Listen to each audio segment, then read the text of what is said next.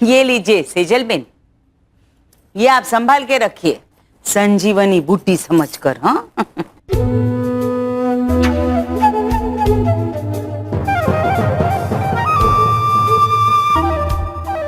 ये क्या है उमा बहन? नशा मुक्ति सेंटर का नंबर है। नहीं नहीं, आप लोगों के लिए नहीं है, ये जो आपका बेटा है ना हितेश, उसके लिए है। उसे देखकर तो नहीं लगता, लेकिन उसकी बातों से जरूर लगता है कि वो नशा करता होगा। उमा बहन, नहीं, हमारा बेटा नशा? होशो हवास में रहकर किसी की हिम्मत नहीं है कि उमा बोरी सागर से उस तरह से बात करे जैसे आपका बेटा करके गया। उमा बहन, आप सुनिए मेरी बात, मैं बोल रही हूं तो आप सुनिए, जैसे मैंने आपके बेटे की बात सुनी। क्या कहा था आप दोनों ने मुझसे? हुमा बहन, हितेश तो आपका बेटा है, इसकी शादी की जिम्मेदारी आपकी। हाँ कहा था ना?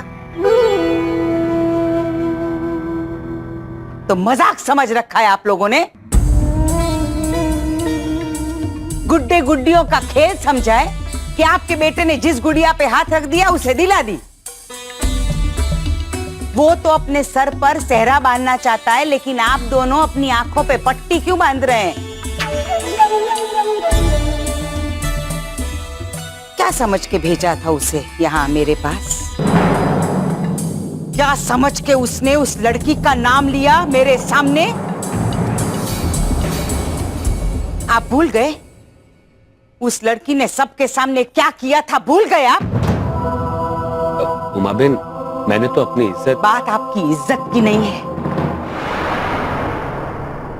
बात मेरे रुतबे की है। रिश्ता आपका टूटा, लेकिन नाम तो मेरा खराब हुआ ना। मैंने सोचा था हितेश की शादी कहीं और करवा दूंगी और सब संभाल लूंगी, सबका मुंह बंद कर दूंगी, लेकिन आपके ऐसे विचार के साथ आपने मेरा मुंह खुलवा दिया। उमा बेन, हमने सोचा कि सोचना भी मत उस लड़की को अपने घर की बहू बनाने की, सोच को भी सूंघ लेती हूं मैं।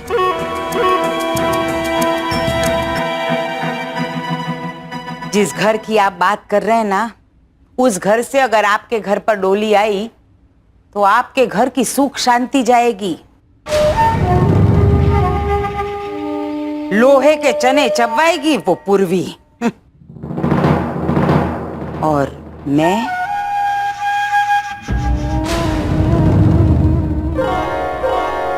आपको उमा बेन पर भरोसा है ना, तो आप अपने घर जाइए और अपने उस नालायक बेटे को समझाइए कि उस लड़की का ख्याल अपने दिमाग से निकाल दे। उसकी शादी मैं अच्छे घर में करवाऊंगी। हाँ ठीक है उमा बेन, ये भी तुम्हारी इच्छा। और जब तक उसकी शादी नहीं होती ना, तब तक उसे हनुमान चालीसा पढ़ने को कहिए। हाँ जी। मन को बहुत शांति मिलती है।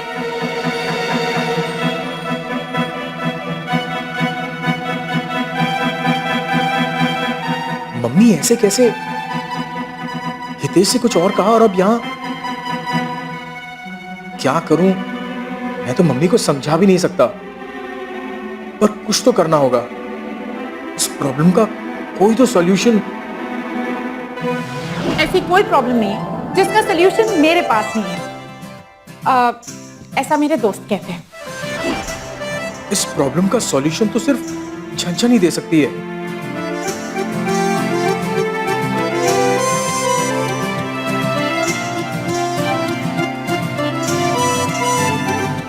झंझन।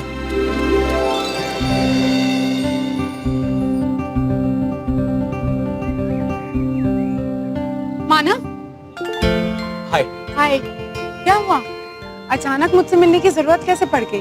तो तुम्हारे फ्रेंड्स कहते हैं ना कि तुम्हारे पास में हर प्रॉब्लम का सॉल्यूशन होता है, तो मुझे भी लगा कि शायद मेरी प्रॉब्लम का सॉल्यूशन भी तुम्हारे पास ही होगा। एक्चुअली फोन पर तुम्हारी आवाज सुनकर ही मैं समझ गई कि तुम्हें कोई प्रॉब्लम है, इसलिए इतना अर्जेंटली बुला रही हूँ। बताओ क्या प्रॉब्लम है? अंदर आके बात करें? या श्योर। मैंने देखा आजकल है ना बहुत अजीब अजीब हरकतें करने लगे मानव भाई। मुझे तो उसका गाना गुनगुनाना बहुत अजीब लगता है। और मुझे उनका भूलना। अरे भाभी आज सुबह तो नहाकर बाहर निकले और फिर से नहाने चले गए। बोलो। हाय हाय पानी, भाभी पानी। पानी जरा ज्यादा हो गया ना? सॉरी भाभी, वो नहाने की बात हो रही थी ना तो मैंने नहाने के हिसाब से पानी डाल दिया। कोई बात नहीं, मैं संभाल लूंगी। लेकिन ध्यान रखना कि कभी बा के सामने ऐसी गलती ना हो। नहीं। कौन सी गलती?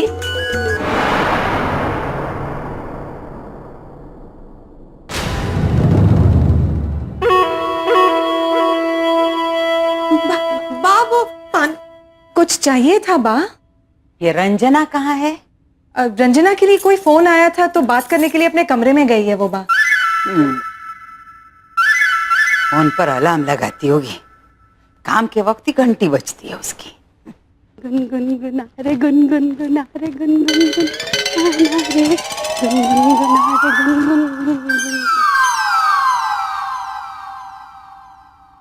बाप बा वो काका का फोन था। क्या हुआ? बहुत जरूरी बात थी बा। वो उनका बेटा जितेश है ना बा, वही जिसने अभी 3 दिन पहले किसी लड़की से भागकर शादी की। वो घर वापस आना चाहता है लेकिन उसकी पत्नी है ना उसे जाने नहीं दे रही है। कहती है कि उसके साथ उसके मायके में ही रहेगा।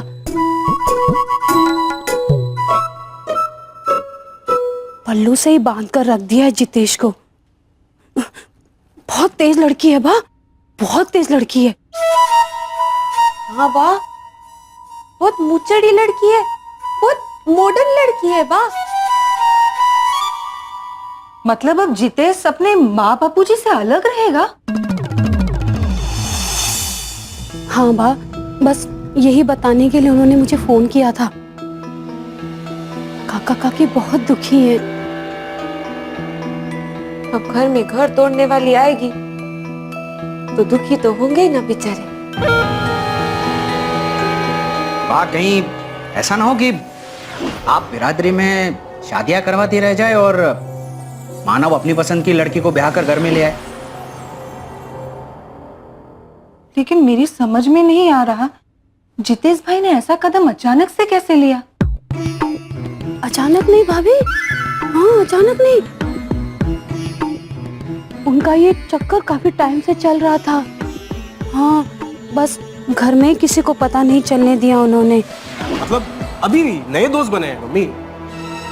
एक्चुअली अभी भी मुलाकात हुई है। मैं आपको आके सारी बात डिटेल में बताता हूँ। कोई कुछ पूछता ना अगर घर में तो झूठ बोल देते। मानव बेटा, कहाँ हो तुम? मम्मी आपसे कहा था ना, मैं अपने एक दोस्त की पार्टी में जा रहा हूँ। धोखे की शुरुआत झूठ से ही होती है। दिमाग खराब कर दिया होगा उस लड़की ने जितेश का। बेचारे काका काकी, उनके बुढ़ापे का सहारा उन्हें अकेला छोड़कर चला गया। कहीं मानव किसी लड़की के चक्कर में तो नहीं पड़ गया जिसकी वजह से मुझसे झूठ बोल रहा है? मुझे पता लगाना ही होगा।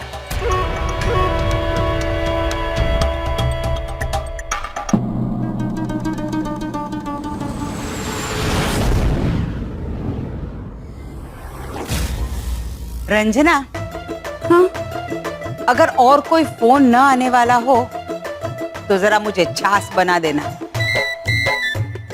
ठीक है। गर्मी बहुत है पापा।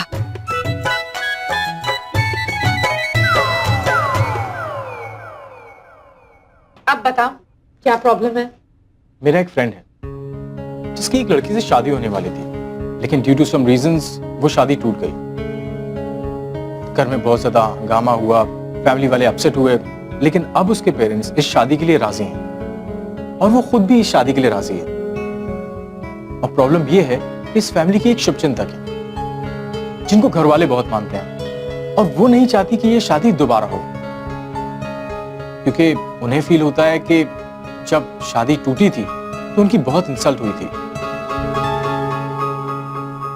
अब तुम बताओ कि मेरा फ्रेंड क्या करे। मेरे हिसाब से तुम्हारे फ्रेंड की कोई प्रॉब्लम है ही नहीं। आई मीन सिंपल सी बात है, जब लड़का लड़की राजी तो क्या करेगा काजी।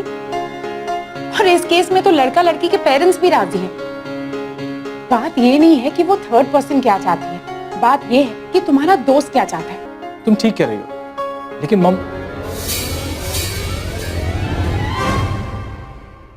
आई मीन उनके फैमिली फ्रेंड्स को भी बुरा नहीं लगना चाहिए।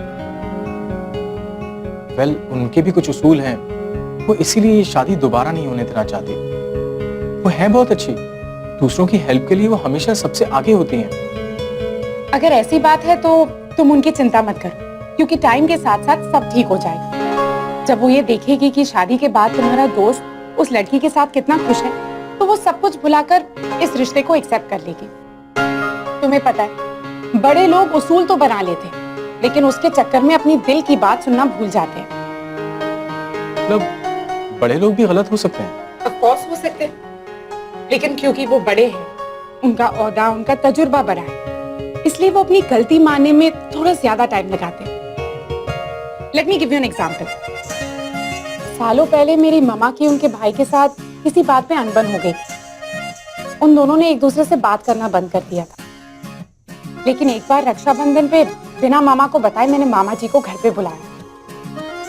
पहले तो मामा ने मुझे बहुत डांटा, लेकिन 15 दिन बाद मामा ने आके मुझे गले लगाया, मुझसे कहा कि तूने बहुत अच्छा किया। सालों से मैं अपने भाई को मिस कर रही थी। तुम देखना, तुम्हारी ये जो शुभ चिंतक है ना, कुछ समय बाद वो भी सब कुछ समझ जाएंगी। आई जस्ट होप कि ऐसा ही हो। ऐसा ही होगा, और अगर नहीं हुआ ना तो मुझे बुला लेना। 100% का रिकॉर्ड है मेरा, सब ठीक कर दूंगी। वैसे मेरी दादी कहती है कि मैं दिल का कहाँ मानती हूँ, इसलिए दिल जीतना जानती हूँ। तुम्हारी दादी सही कहती है, तुम दिल जीतना जानती हो।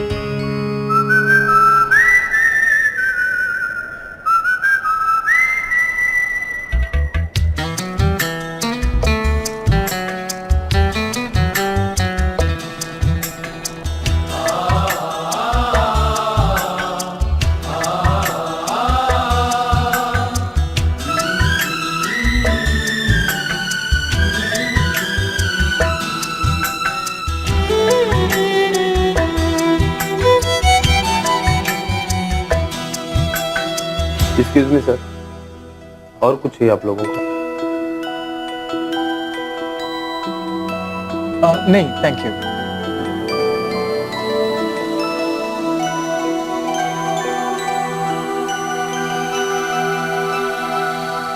हाँ, तो तुम मुझे बताओ कि तुम मुझे उस शुभ चिंतक से मिलवाना चाहते हो कि नहीं। वो मेरी बात कभी नहीं टालेगी, क्योंकि जो सही होता है अंत में हमेशा वही होता है।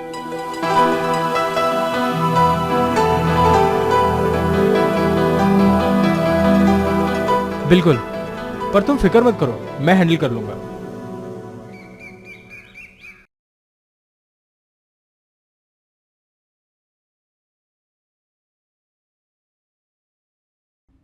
खमन, ढोकला, पात्रा, मेथी ना गोटा, कचौड़ी, चीज सैंडविच और ये मैंगो लस्सी।